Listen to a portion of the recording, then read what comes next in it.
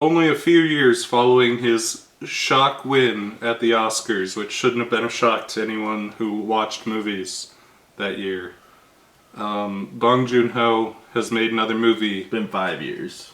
He made an American one this time, like he did with Snowpiercer, that starred Captain America before he was Captain America, I think, or like right around the same time. No, yeah.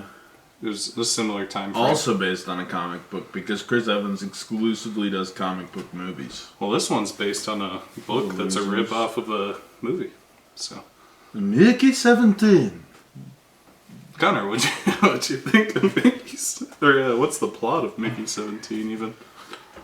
The plot of Mickey 17 stars a guy named Mickey Barnes, who after starting a macadamia store with his buddy, is chased off the planet by a loan shark, and he signs up.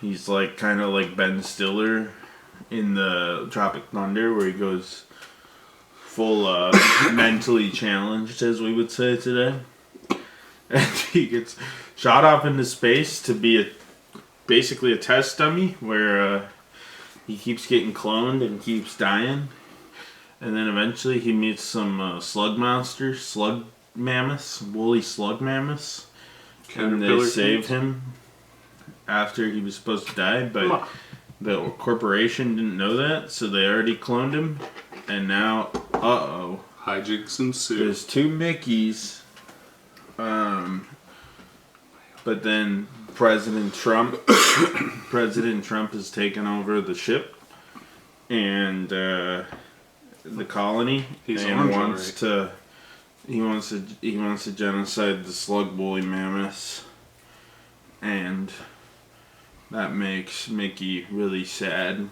and him and hijinks other ensue. Mickey and his girlfriend, their shared girlfriend, have hijinks, including the guy who was a loan shark with them, trying to kill them with a chainsaw and what have you. So Aiden, what did you think of Mickey 17? Mickey 17 is basically a best of album for Bong Joon-ho. It has a lot of the Snowpiercer flavor, a little bit of Parasite with the class warfare thing, a decent of murder with the murders. A decent helping of Okja with the gross, cute animals, creatures that are good and shouldn't be killed because they're nice. A little bit of everything. I think it's a bit weaker than those movies, but it's still pretty damn good. It is, I couldn't help but be reminded of Moon, which I kind of figured would be the case from the trailer. Moon, the 2009 Sam Rockwell movie, which has essentially the same premise and plot, minus the Okja bugs at the end. Even then, it's a good movie. It's fun. We get two ridiculous Robert Pattinsons, which is my favorite kind of Robert Pattinson. We have angry beefhead Robert Pattinson and lispy scaredy cat Robert Pattinson, and they play off of each other well. I guess, play off of themselves well. Robert Pattinson is doing his thing. There's some interesting ideas brought up about the whole multiples situation, and there's some pretty on-the-nose political commentary, and there is cute, gross bug monsters and some action. Not as many on-screen Mickey deaths as you would expect. I expected some kind of montage of us getting to 17, but we kind of jump ahead to like 9. There's kind of a montage where they're just like dumping the bodies when they're testing out the atmosphere and plague and stuff. But yes. Little hints of dark humor spread throughout. Pretty enjoyable. I don't have a ton to say. I think it's very in line with Bong Joon-ho's work. Maybe the thing that stands out the most is Mark Ruffalo, who's playing Alec Baldwin, playing Donald Trump. And they gave him weird fake teeth. And he just goes full like 2016 Colbert Show Orange Man bad mode, which is yeah. Mark Ruffalo is playing an SNL character. He's hamming it up it's to kind of like, an unprecedented It kind of degree. feels like when Nicolas Cage tried to do Joker in Long Legs or something, you know? How Yeah, sometimes people do Joker, you know? Where Mark Ruffalo had to do... Just like Nicolas Cage went a step too far in Long Legs, Mark Ruffalo may have gone a step too far here. Also, it's our second movie in a month with a Hulk being Orange Man. Yep. Which is funny. Yep. It's funny that it happened twice. Yeah, they probably wanted Mark Ruffalo to play Orange Man somehow. Yeah. But they couldn't. He already had other commitments playing Orange Man for Mickey 17. His prior commitments. I liked the entire cast. Maybe not as much Mark Ruffalo. I think he was a little too much. But the Robert Pattinsons are both good, and I like the kind of slimy, villainous Korean friend guy. The love interest is fine. I like Toni Collette as Donald Trump's wife. I think she's actually a more fun villain than Alec Baldwin. Without giving too much away, it's pretty much what the trailers make it look like. It's a lot of fun, a little over the top, kind of just a combination of a bunch of Bong Joon-ho movies that you may or may not have seen. I don't know how much not having seen them improves the experience, but it does touch on a lot of those notes and feel like it's kind of... I mean, I guess Snowpiercer was already like an American co-production. Yeah. And like a Netflix sleeper hit at the time, but kind of just a mashing of different ideas that you typically see in Bong Joon-ho's works. I think it's a little weaker for that, and perhaps my bias to Moon, but I quite liked it. I thought it was a lot of fun. Connor, what'd you think of Mickey 17? Yeah, I like Robert Pattinson. He's done a lot of good stuff lately. He sure is. And he picks good roles. And I kind of like the concept where everybody in the movie is like, oh, it's no harm, you know, you'll just be printed back out. But then you sort of have different Mickeys. Like, you have Mickey 17, who's kind of cowardly and comments on the fact that some of his other previous lives he had been annoying, talking too much, slower, faster, you know, everything's different every time. And then Mickey 18's obviously like the most aggressive Mickey yet. And I kind of like the concept that like everybody, each Mickey's a little different. There's some stuff with the love triangle with his girlfriend, where there's like a love triangle between Mickey 17 and 18. And his girlfriend's high on super acid stuff that the friend is selling. And I found it to be kind of an interesting exploration of Mickey. Like, is Mickey 17 the same person as Mickey 6 despite the shared memory and same genetic template, I guess? Did, you know, when real Mickey died before taking off into space, was that a different Mickey than Mickey 17? I found that kind of interesting, just like the different personalities, and also the fact that you have kind of two very divergent Mickeys. We could have had a scene with a council of Mickeys, like the fucking like council Kang. of Kangs. That could have been the end. Ricks. We did leave before the credits finished rolling, so there's possibly an end credits scene. That's how Moon ends, with a council of Sam Rockwells. Yeah. No, I liked the concept. I thought it was fun. I thought it was well shot.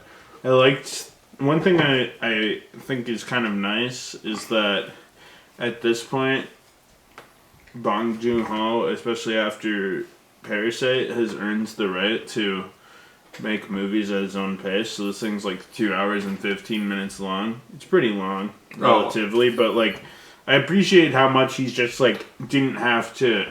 he could explore every angle. I mean, some angles were hit or miss for me. I'll admit. I thought Mark Ruffalo as a villain was goofy. I didn't totally hate him. I'm kind of like nostalgic for 2016 Alec Baldwin Donald Trump. Like I thought it was the most annoying thing ever at the time. Now, I don't know. I might have come around to like I would rather. Okay, maybe I'll put it this way. I don't love like the over reliance on Donald Trump, and obviously he was kind of back being like the obvious strange political man that works so well for these movies with strange political people in it. But I would rather have Mark Ruffalo playing the most like ridiculous cartoon character than like the Marvel like half-assed. I mean, Trump. at least he's being a ridiculous cartoon character in a movie that's overtly ridiculous. Yeah. The movie likes to play at your heartstrings sometimes with like Mickey and his thoughts. Like Mickey 17 is very internalized and has a lot to say about like his existence and other people's existence. But also the movie understands that it's also ridiculous and wants you to have fun even between these kind of like more melancholy moments. And I mean it ends on a fairly sweet ending. Like it's just meant to be occasionally sad, mostly kind of feel good in its own weird way. It's not like overly violent. It's really just kind of a movie about a guy coming to grips with the fact that he's the 17th in a long line of some guy. And I don't know. I liked the concept. I thought the acting was really good. I thought the script was good. I thought there was really good explorations of all the characters. Oh, if I may say, score was a definite step down from Parasite, but I don't know how many movies could match that energy, so... the score not was taking points generic. away, but definitely not on the level of Parasite, which is just fantastically scored. I also just kind of like I know I've been doing a lot of Star Wars stuff because I don't know, I just feel like it. But I like my low-key sci-fi too. Yeah, this is a lot closer to Star Trek than it is to Star Wars. Yeah, it's more in the vein of Star Trek. But also, it's just kind of its own thing. It's got, like, pieces of Alien to it. Like, it takes a lot of different sci-fi elements. Or at least, like, I liked the idea that the creatures are called creepers, and the idea, not Minecraft, which is another movie coming out this year. But I like the idea that you kind of have this alien race, and, like, everybody thinks, like, all the characters think, and I think you're supposed to believe, although I think it was slightly fumbled, that these creatures were like deadly aliens and they're gonna have to kill them all and fight them, but really it was just they're just chilling. Yeah, just, maybe like, there should have been a couple more scenes before they were shown to be overtly friendly. Yeah, pretty much. I mean, I liked it. I think it was smart, especially in like the like pre-climax gear up where.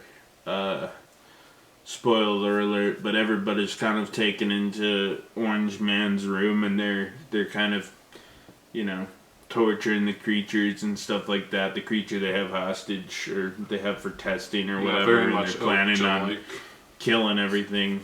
And,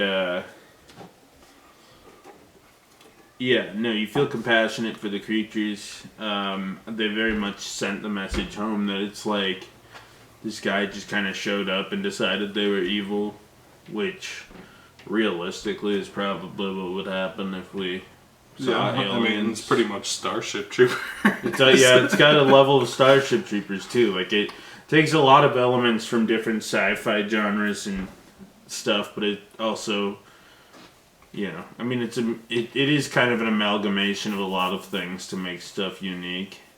I haven't seen Moon that Aiden keeps talking about, but you got aspects from that. You got aspects from Starship Troopers, Star Trek. It has like some tonal things that are kind of like that. And it's just kind of like an interesting conceptual sci-fi. It's not like Rebel Moon where it's like we're gonna fucking take Star Wars and a different Akira Kurosawa movie and make something that's Stupid. oily Star Wars, or, you know, it's not even like, and I'm not saying everything's bad, but you got like Gene Roddenberry's Andromeda, which is like, Gene Roddenberry wanted to make Star Trek, but call it something different and work with a different network, probably for royalty reasons or whatever. Or like Seth MacFarlane did that Star Trek show that was just like The Orville. slightly goofy Star Trek and is apparently okay. Yeah. But it's not like trying to ape on... I mean, it apes a lot of stuff, but makes its own unique thing, including the director aping himself and his own themes and just kind of mashing a bunch of shit together to make this kind of fun little movie about guy who is kind of lost in the world and then gets lost in space and then becomes a lot of different guys and he tries to grapple with it. So I thought it was pretty fucking good. So Aiden, would you recommend Mickey 17? Yep, I recommend Mickey 17. It is, like I said, it's a bit of a best of playlist, so Bong Joon-ho fans, you're already going into it knowing what it is and you're gonna like it. If you haven't seen too many Bong Joon-ho movies, it'll be something a little different for you. And also, I recommend Moon. I like that movie a lot. Connor, would you recommend Mickey 17? Yes. I think it's like when Gareth Edwards made The Creator last year. It's always fun to get some sci-fi that's not just a soft clone of Star Wars or Star Trek, as things end up often trying to be. And it's its unique little thing. It's not an action movie. It is kind of long. It's a strange space character study that's an amalgamation of a bunch of other things, but it's a bunch of things smashed together that were smashed together very well. Okay, so, like the world's stupidest bobcat. Speaking of, this movie was produced by Warner Brothers, who's recently inked a deal to remake a bunch of Korean movies, including Parasite, and in return, Korea can make a bunch of American movies. So, Korean Batman. Nice. We theorize there'll be my first slate when some Korean guy comes out at Hall H at Comic Con. It's gonna be The Batman. Yep, Harry Potter. Korean version. Harry Potter Korean version. Citizen Kane Korean version. The Maltese Falcon. Old Boy American version, Korean version. The Maltese Falcon. Looney Tunes back in action. Looney Tunes back in action. Space Jam. Maybe they'll just do like that'd be great. They can get a whole bunch of K-pop people and instead of basketball, like the Looney Tunes get on stage and they do like... They sing in K-pop? K-pop dances and whatever. I don't know. Yeah. And then we'll probably get some American remakes, including like Parasite. Parasite again. Old Boy. America is gonna remake the... Korean remake of the Korean remake of the... Yep. It's gonna go down the line of Old Boy, and it'll be so diluted that the story's not even similar. It'll just kind of be called Old Boy. It'll be like fucking Jason Momoa just fighting in a hallway for 2.5 hours, and then the movie ends. Hey, it worked. There won't actually be a plot. Redid Godzilla. It worked, you know? Yeah. So just not even similar movie. The Korean remake of the American Godzilla. That's Warner Brothers. Yeah, it is. It's legendary. Legendary. You're fucking right. Yep, legendary Warner Bros. Oh my god, we could get a Korean remake of The Hobbit. Oh, Lord of the Rings, yeah, Hobbit. The Desolation. We could finally maybe Korea can stretch The Hobbit into 5 movies. Yeah. Maybe if it goes well, like Universal wanting on it, and they can do the Korean remake of The Mummy. And the Battle of 5 Armies Part 1. Yeah. Oh yeah. There's a lot to look forward to. James Gunn's Superman comes out day and date with James Gunn's Korean Superman. Yeah. James Wong Superman. Let's see. What else does WB own now? Game of Thrones. Well, we could get Korean Back to the Future. But instead of I'm pretty sure it's Paramount. Oh fuck, that is Paramount. Shit. Because it's Amblin, and Amblin was doing all the movies. Paramount. Yeah, you're right. What else do we get Korean? What else has Warner Brothers made? The goods. The goods. Let's see. Over 100 years. What are some good ideas? Hire me on as a producer. Warner Bros. I bet you we could come franchises. I guess this is Warner Bros. Oh, Scooby Doo. We could get Korean Scooby Doo. Scooby Doo. Monster Very good monster. Korean remake of American remake of Godzilla. Yeah. Tom and Jerry. Oh, Cartoon Network. We could get Korean Rick and Morty. I think we already have that. Korean Mad Max. Korean Mortal Kombat. Korean Beetlejuice. Yeah, Korean Beetlejuice for sure. That's a good one. Let's see. Oh, Korean Ocean's 11. I could see that. Korean Matrix. Police Academy. The Matrix is already a rip-off of a bunch of Asian stuff. Yeah. Police Academy. Korean Police Academy. Ace Ventura. We could get Korean Ace Ventura. That would be something Bong Joon-ho would do. Like Ace Korean Ventura Korean Charlie and the Chocolate Factory. Yeah, I could see that. Deep Blue Sea. The Korean version, but Sam Jackson can come back. Yeah. No, it's a legacy sequel, but starring entirely Koreans. He survived Sam getting Jackson. eaten by a shark. He'll have 4 robotic we could get arms. Korean Dune. Korean Dune. Final Destination. Imagine what the Koreans would do with Actually, Final Destination. I would love a Korean Final Destination. I feel like the Koreans they own kill Friday it. the 13th now, too. Do they? Apparently. I thought, how the fuck did that happen? Didn't it get... It was like Paramount the whole time. Didn't it get purchased by... And then I think the fucking like... No, it was... you know what? And then New New Line bought it, and then New Warner Line Bros. did bought Jason New Line. Goes to Hell, Jason X, and... Korean Friday the 13th, Korean Gremlins. Well, I think it's Korean weird. The Hangover. Just saying. Yeah, I could... Just saying. Korean The Lego Movie. No, that's... I mean, Universal has the Lego rights now, Oh, unfortunately. yeah. Oh, The Meg. We could get Korean The Meg. Oh, I think the Meg is already just the Asian market, the Meg. National Lampoon's Vacation. Korean Christmas Vacation. Oh, yeah? Osmosis Jones, you know? Korean Osmosis Jones. They can bring back Bill Murray. That seems like something that would happen. Warner Bros. No one would know about it outside of Korea, and then one day people would be like, there's a Korean That's what happened version. with the Japanese remake of Cube from like 2 years ago, which is apparently just awful. Korean A Nightmare on Elm Street, Korean Richie Rich, Korean Rocky. Oh. Let's see, Korean Watchmen, of course. Yeah. I don't think you could really do a Korean Teenage Mutant Ninja Turtles since they're all CGI now. I could do Korean Wizard of Oz, though. Cats and Dogs film series. Uh-oh. Oh, The Exorcist, of course. Yeah, you could do The Exorcist. Koreans are well known for their Christian views. Yeah. Free Willy. Fantastic Beasts. Yeah.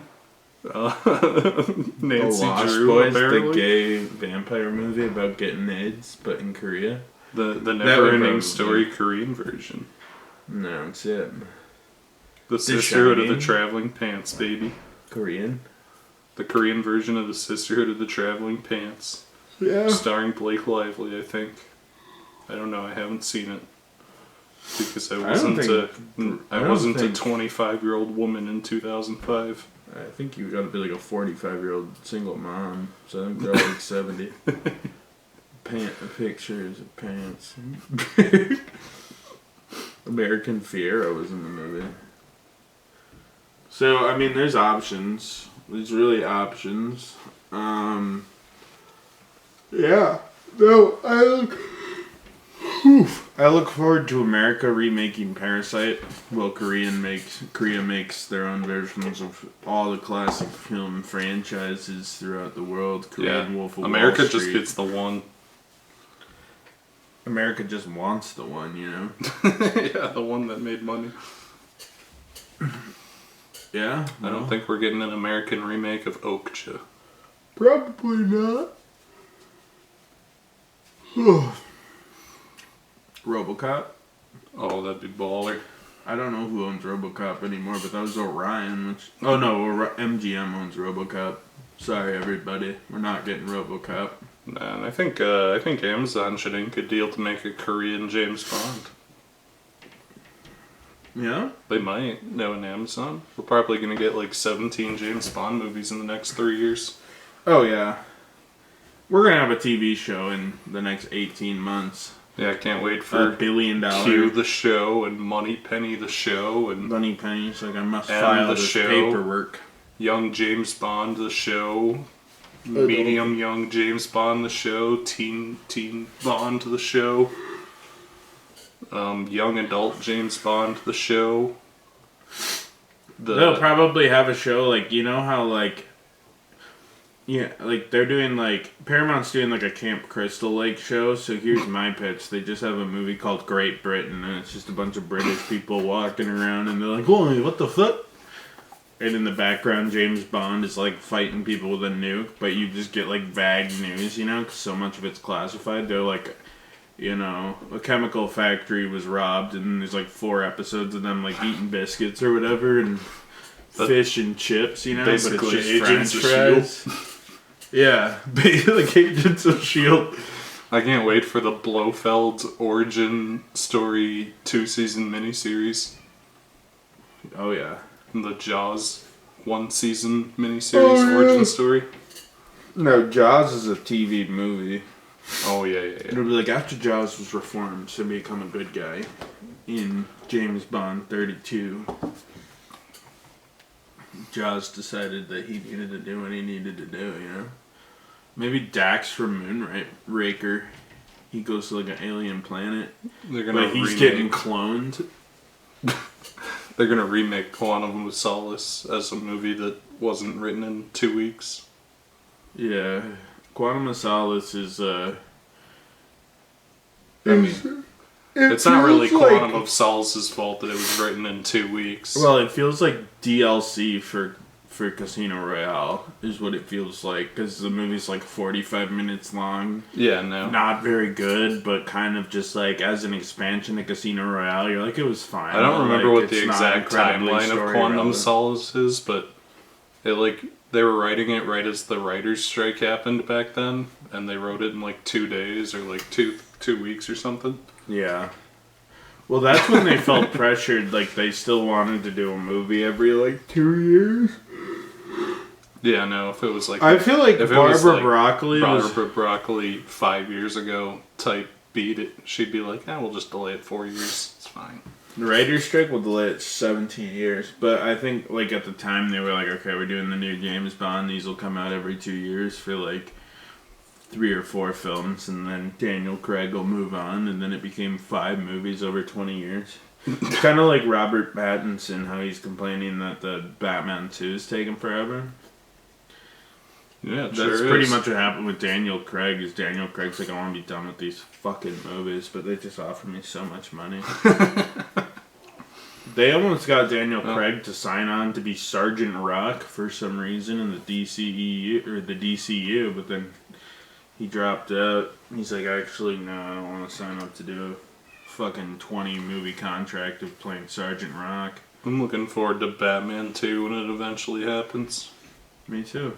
I like Matt Reeves and his wacky little movies. Yeah. I always forget that Matt Reeves did Cloverfield. Yeah, Cloverfield is definitely a movie. I understand the concept of that. Cloverfield's just like, what if Godzilla was made in the blog era? And it's like, we're a bunch of bloggers filming a kaiju attack on our flip cameras, and it's like on our Blackberries. Mixed concept there. Yeah. Yeah, our Blackberries. Mickey 17. Mickey 17.